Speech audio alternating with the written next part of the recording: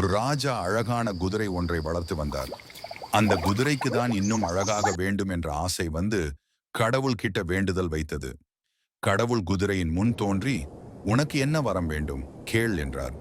குதிரை, நான் இன்னும் அழகாக வேண்டும், அதனால் என் கழுத்தை நீளமாகவும் கால்களை நீளமாகவும் படைக்க வேண்டும் என்று கேட்டது. கடவுளும் குதிரை கேட்ட மாதிரி கழுத்தையும் கால்களையும் நீளமாக படைத்தார். குதிரை இப்போது ஒட்டகம் மாதிரி ஆகிவிட்டது.